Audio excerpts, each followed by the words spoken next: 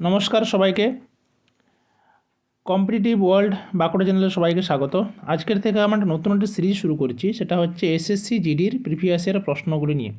আমরা জানি এসএসসি জিডির পরীক্ষা অতি সত্তর হতে চলেছে, তাহলে এখানকার যদি আমরা প্রিভিয়াস ইয়ার কোশ্চেন করি তাহলে এই পরীক্ষাটায় কীরকম ধরনের প্রশ্ন পড়ে সেগুলো সম্পর্কে আমাদের কিন্তু একটা স্বাভাবিক ধারণা তৈরি হবে। এবার এটা শুধুমাত্র এসএসসি জিডি হলেও আমাদের ওয়েস্ট বেঙ্গলের পরীক্ষা এবং যে কোনো ওয়ান ডে এক্সামের জন্য কিন্তু এটা সমানভাবে কার্যকরী। ঠিক, চলো তাহলে এক এক করে শুরু করা যাক আমাদের এক্সাম। এবারে প্রথম প্রশ্ন কি আছে যে in the Indian badminton team won the Thomas cup title for the first time in 2022 with a spectacular victory over the team of Malaysia, না ইন্দোনেশিয়া, না জাপান, না ডেনমার্ক। অ্যান্সার কি? অ্যান্সার হচ্ছে তোমার ইন্দোনেশিয়া। তাহলে আমরা এই সম্পর্কে কিছু ডিটেলস দেখে নিই। প্রথম হচ্ছে থমাস কাপ। থমাস কাপটা কি? থমাস কাপ এটা হচ্ছে আমাদের ব্যাডমিন্টন টুর্নামেন্ট,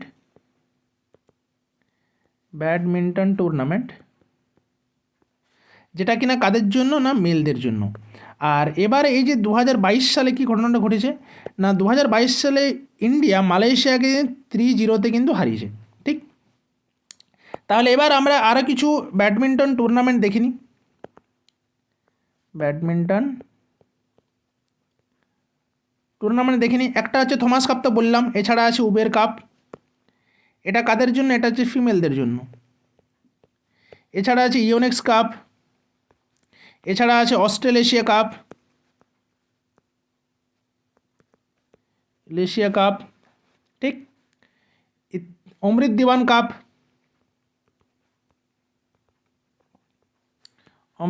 কাপ, অ্যাটসেট্রা। ঠিক আছে, এটা মোটামুটি কিছু ইম্পর্ট্যান্ট ব্যাডমিন্টন টুর্নামেন্ট। চলো এবার চলে আসি নেক্সট কোশ্চেনে। কি বলেছে যে Rangarajan committee is related to which of the following. Rangarajan committee কিসের সঙ্গে সংযুক্ত? না এটা সংযুক্ত কিসের সঙ্গে? না দারিদ্র্যের সঙ্গে। ঠিক, এটা সংযুক্ত কিসের সঙ্গে? দারিদ্র্যের সঙ্গে।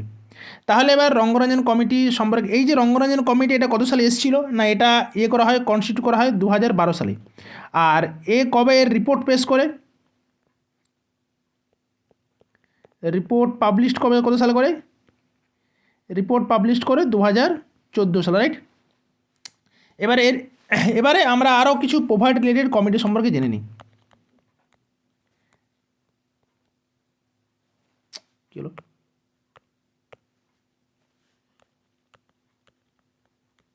পভার্টি রিলেটেড কমিটি সম্পর্কে জেনে নিই। আচ্ছা, পভার্টি রিলেটেড কমিটি সম্পর্কে জেনে নিই কী কী আছে। প্রথম একটা জেনে নিচ্ছে লাগদেওয়ালা কমিটি, DAWAL, লাগদেওয়ালা কমিটি। এটা কত সালে কনস্টিটিউট হয়েছিল? 1973-74-এ, 374-এ কনস্টিটিউট হয়েছিল। 2 নম্বর হচ্ছে টেন্ডুলকার কমিটি।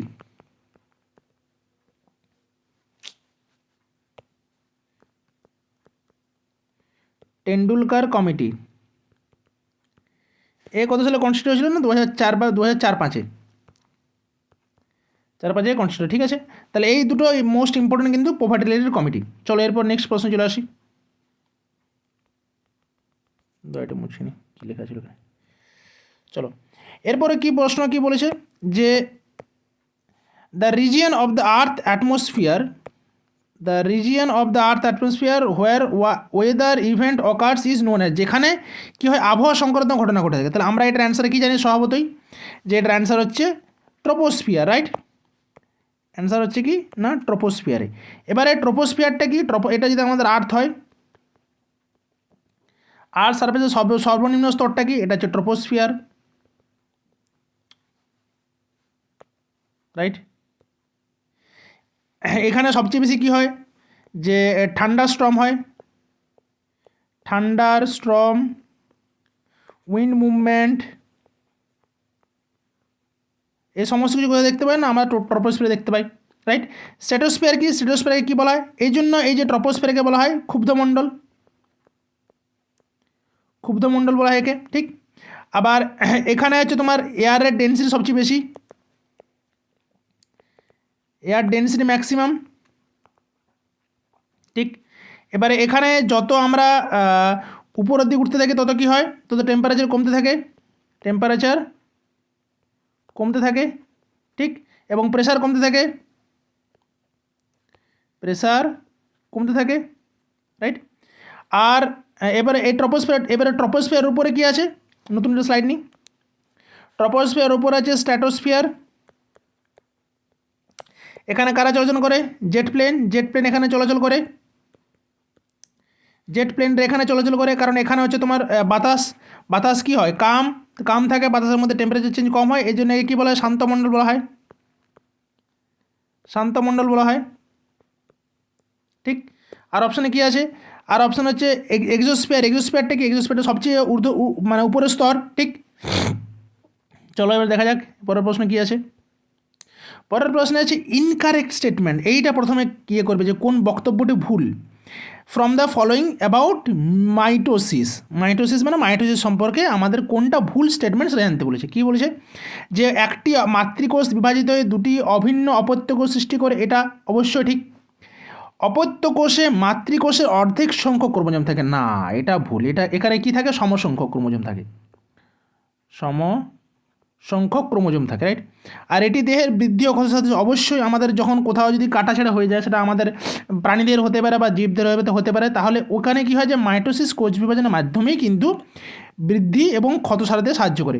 আর কোষ বৃদ্ধির জন্য বিভাজিত অবশ্যই, কোষ কিন্তু cell divide for the growth, মানে এই যে আমাদের যে বৃদ্ধি হচ্ছে সেটা বৃদ্ধির জন্য কিন্তু, এই যে বাংলাটা একটু ভুলে গেছে, cell divided for the growth মানে হচ্ছে আমাদের যে বৃদ্ধি হয় সেই বৃদ্ধির জন্য কিন্তু সেল ডিভাইড হয়, ঠিক। তাহলে এই সম্পর্কে আগে চলো জেনে নিই যে এই মাইটোসিস সম্পর্কে বা এই কোষ বিভাজন সম্পর্কে কিছু তথ্য জেনে নিই। তাহলে এটা হচ্ছে কোষ বিভাজন।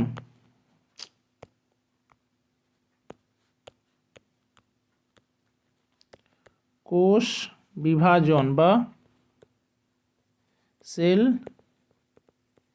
ডিভিশন,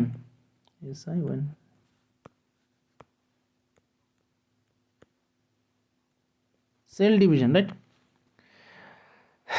মানে একটা কোষ ছিল, প্যারেন্ট কোষ ছিল, এটাকে বলতে পারে প্যারেন্ট কোষ, প্যারেন্ট সেল। এই প্যারেন্ট সেল থেকে আমাদের যখন দুটো ছোটো ছোটো ডটার সেল উৎপন্ন হয়, এরা হচ্ছে কী সেল, ডটার সেল। তখন সেই যে একটা প্যারেন্ট সেল থেকে দুটো ডটার সেল তৈরি হলো, এটাকে বলা হচ্ছে আমাদের কোষটা কী হলো, এই যে এই কোষটা কী হলো, বিভাজিত হয়ে দুটো ডটার সেলে পরিণত হলো। এবার এই যে কোষ বিভাজন 3 রকমের হতে পারে, কি কি? 1 নম্বর হচ্ছে অ্যামাইটোসিস, 2 নম্বর হচ্ছে মাইটোসিস, আর 3 নম্বর হচ্ছে meiosis.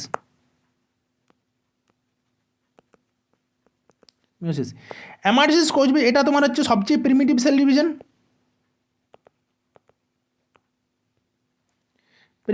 Division,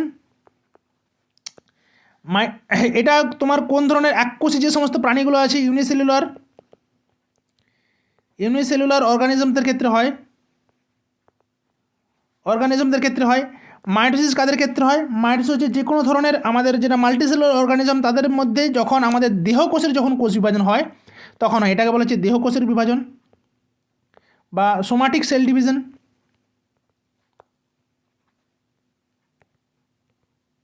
right, somatic cell division. আর মিওসিস কোনটা, মিওসিস জননকোষের বিভাজন,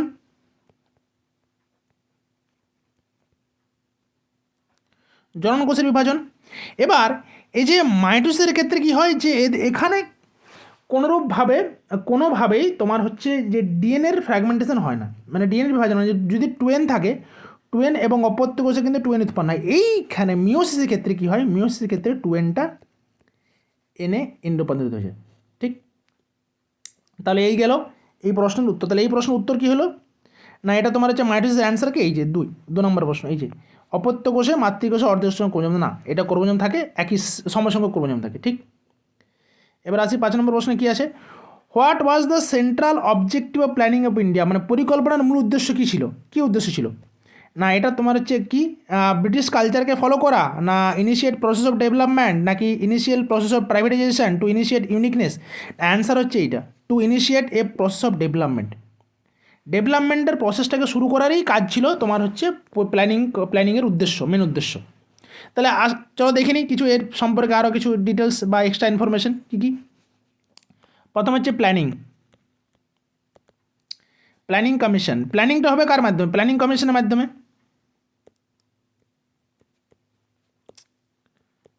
প্ল্যানিং কমিশনের মাধ্যমে। তাহলে এই যে প্ল্যানিং কমিশন, এই প্ল্যানিং কমিশন কত সালে গঠিত হলো? না 1950 সালে গঠিত হলো। এবার এই প্ল্যানিং কমিশন যে প্ল্যানগুলো করবে সেটা কার হেল্প আন্ডারে করবে না, সেটা করবে হচ্ছে তোমার ন্যাশনাল ডেভেলপমেন্ট কাউন্সিলের সাহায্যে। ন্যাশনাল আমি আর আমার বানান ধর ডেভেলপমেন্ট কাউন্সিল।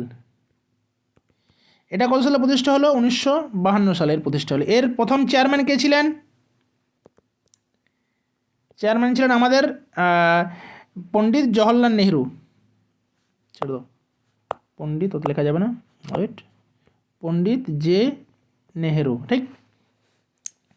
এবার এই যে প্ল্যানিং কমিশন এবং ন্যাশনাল ডেভেলপমেন্ট কাউন্সিল, এই দুটোই কী ধরনের বডি? না এই দুটোই হচ্ছে স্ট্যাটিউটারি বডি। স্ট্যাটিউটারি বডি কারা? স্ট্যাটিউটারি বডি না, ভুল বলেছি, সরি। এটা হচ্ছে নন স্ট্যাটিউটারি বডি।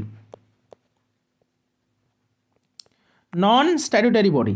এবারে নন স্ট্যাটিউটারি বডি কারা? না এরা তোমার হচ্ছে যে ক্যাবিনেটের, গভর্নমেন্ট অফ ইন্ডিয়া বা ক্যাবিনেটের রেজলিউশনের মাধ্যমে এরা গঠিত হয়েছিল বলে ওই জন্য এদেরকে বলা হয় নন স্ট্যাটিউটারি বডি, রাইট। এবারে এই যে এটা তো গেল প্ল্যানিং কমিশন সম্পর্কে। এবারে একটা জিনিস আছে, এক সেকেন্ড বুঝুন এটা।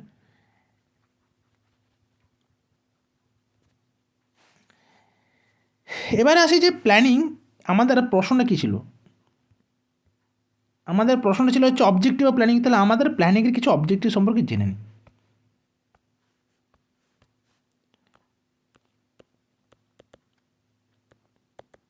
অবজেক্টিভ অফ প্ল্যানিং কী কী? প্রথম নম্বর হচ্ছে ইকোনমিক গ্রোথ।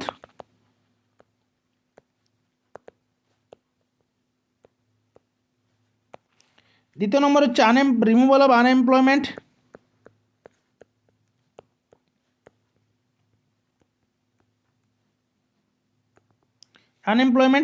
তিন নম্বর কি? প্রোভার্টি এলিভিয়েশন অফ পোভার্টি। চার নম্বর কি? Social justice.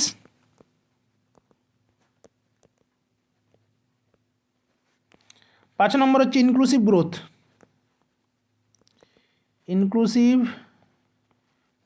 And sustainable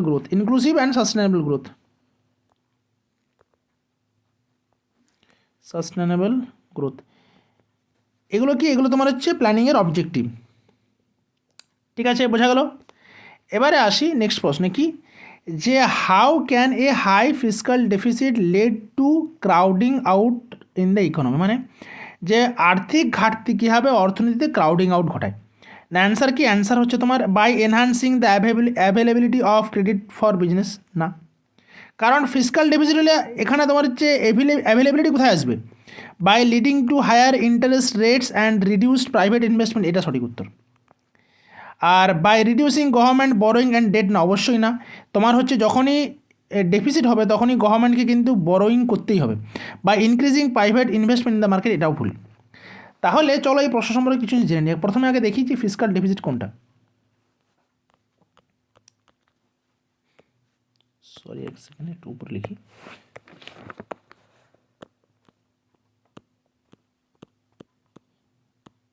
FISCL fiscal deficit.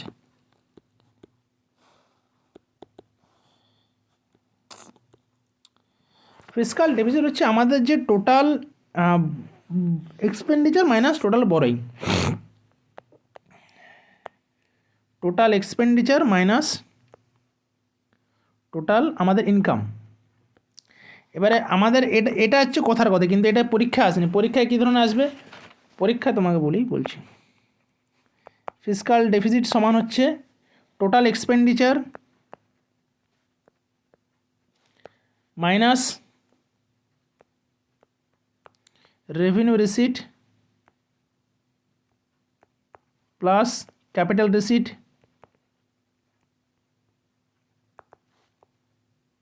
ঠিক আছে, এটা হচ্ছে পরীক্ষা আসার মতো অ্যান্সার।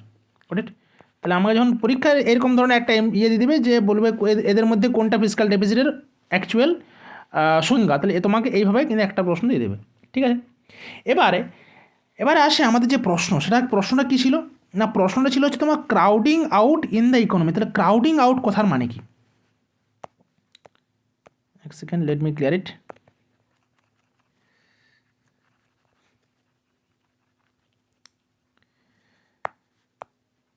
ক্রাউডিং আউট কথার মানে কি? ক্রাউডিং আউট আমার প্রথমে কি আছে যে ফিসকাল ডেফিসিট। ফিসকাল ডেফিসিট মানে যে আমি যে পরিমাণ আয় করছি আয়ের চেয়ে ব্যয়টা বেশি, তবেই তো ডেফিসিট বলবো, ঘাটতি তবেই তো বলবো যে আয়ের তুলনায় যখন আমার ব্যয় বেশি হবে। এবারে এখানে ক্রাউডিং আউট কথার মানে কি? ক্রাউডিং আউট মানে হচ্ছে যে যখন গভর্নমেন্ট ডেফিসিট থাকে, এবারে ডেফিসিট মানে কি আমার আয়ের চেয়ে, কিন্তু ব্যয় তো আমাকে করতেই হবে। তাহলে সেই ব্যয়টা আমি কোথা দিয়ে করবো না, আমি তখন কী করবো, মার্কেট থেকে অতিরিক্ত লোন নেব। মার্কেট থেকে কী করবো, অতিরিক্ত লোন নেব, অতিরিক্ত ঋণ নেব। এবার এই অতিরিক্ত ঋণ হওয়ার জন্য কি হবে না, আমাদের মার্কেটে টাকার পরিমাণ কমে যাবে। তো এবারে মার্কেটে যখন টাকার পরিমাণ কমবে তখন কি হবে যে প্রাইভেট সেক্টরগুলোতে কি ঋণের পরিমাণ কমে যাবে। প্রাইভেট সেক্টর কি হবে তখন, যে লোন নিত সে লোনের পরিমাণটা ওর কমে যাবে। ঠিক আছে, আর এই ক্রাউডিং আউটে যে মার্কেট থেকে অতিরিক্ত ঋণ যেহেতু সরকার নিয়ে নিচ্ছে, তাহলে এই জন্য এখানে কী হবে, ইন্টারেস্ট রেটটাও বেড়ে যাবে। এবার এই ইন্টারেস্ট রেট বাড়ার জন্য কী হবে, প্রাইভেট সেক্টর সবসময় কী চাইবে যে এরা প্রফিট ম্যাক্সিমাইজ করার জন্য, কিন্তু এখানে যেহেতু ইন্টারেস্ট রেট বেড়ে যাচ্ছে তাহলে প্রাইভেট সেক্টর কি চাইবে যে খুব বেশি আমি আরও বেশি লোন নিয়ে, তাহলে প্রাইভেট সেক্টরের ক্ষেত্রে কিন্তু লোনটা কমে গেল। তাহলে এখানে যে অপশানগুলো ছিল, এই দেখো প্রাইভেট ইনভেস্টমেন্ট অপশন 4 যে increasing private investment in the market, না এটা কিন্তু কোনোদিনই হবে না। কারণ এখানে তোমার ওর তো লোন নেওয়ার জন্য ওর তো অতিরিক্ত ইন্টারেস্ট পে করতে হচ্ছে, তাহলে অতিরিক্ত ইন্টারেস্ট কিন্তু প্রাইভেট সেক্টর চাইবে না ইন্টারেস্ট পে করতে, তাহলে ওই জন্য কী হবে, প্রাইভেট ইনভেস্টমেন্ট কমে গেল। আর reducing government borrowing and debt, যখনই ফিসকাল ডেফিসিট হবে, ডেফিসিট হলেই কিন্তু গভর্নমেন্টকে মার্কেট থেকে বেশি বেশি করে বরোয়িং করতে হবে, তাহলে এই প্রসঙ্গ ভুল। ঠিক, তাহলে জিনিস সম্পর্কে বোঝা গেলো, ফিসকাল ডেফিসিট কাকে বলে বোঝা গেলো, এবং এখানে যে ক্রাউডিং আউট সম্পর্কেও জানা হয়ে গেল। এবারে পরবর্তী প্রশ্ন কী আছে, চাপচার কুট কী ধরনের, which is celebrated in the anticipation of golden harvest is primarily festival from. Chapchar Kut যে ভালো ফসল আসে উদযাপিত হয় প্রধানত কোন রাজ্যের উৎসব, সেটা অ্যান্সার হচ্ছে মিজোরাম। রাম ভোলায় গম। এবারে মিজোরামের কিছু আরও আলাদা ফেস্টিভ্যালের নাম করে দেখে নিই, সেটা হচ্ছে মিনকুট, ফাওয়াংকুট। যেখানেই কুট ফেস্টিভ্যাল হবে সেটা হচ্ছে মিজোরাম। ঠিক, এবার বাকি অপশনগুলো দেখি কী কী আছে। উত্তরাখণ্ড, মধ্যপ্রদেশ না কেরালা। উত্তরাখণ্ডে কী কী আছে, উত্তরাখণ্ডে কী কী ফেস্টিভ্যাল আছে, সেটা হচ্ছে হারেলি, হারেলি, তারপর হচ্ছে ভিতাওলি, আর কি আছে কান্ডালি অ্যাটসেট্রা। তারপরে কি মধ্যপ্রদেশ কী কী প্রধান ফেস্টিভ্যাল, লোকরং, খাজুরাহো, গাঙ্গুর, ভাগারিয়া হাট অ্যাটসেট্রা। আচ্ছা, আর কেরালাতে কি আছে, থিসুরপুরম,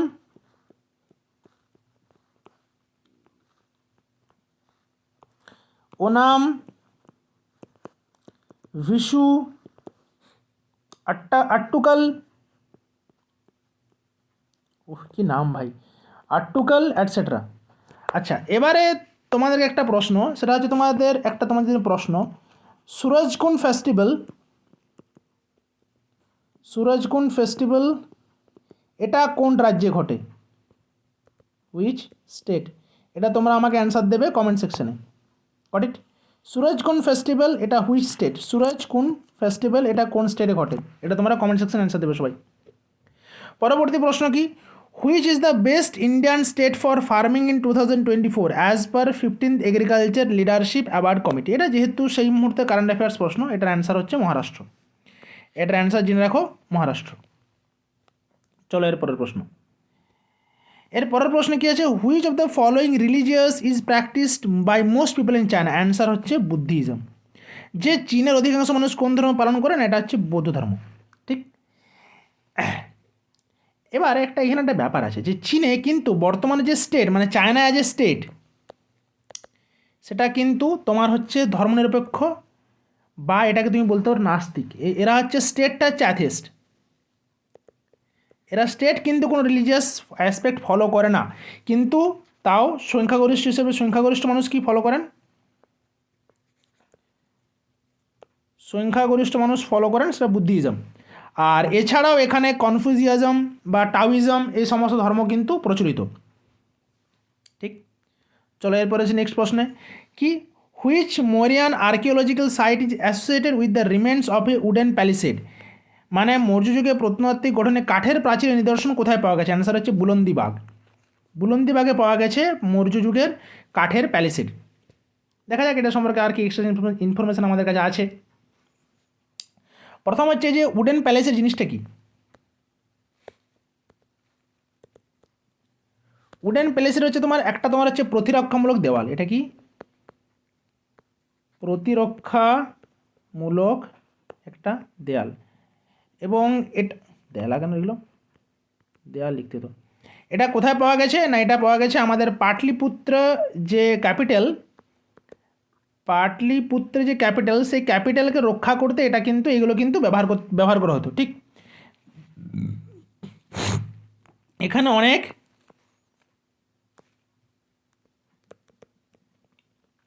গুড়ির শাড়ি দেখতে পাওয়া গেছে।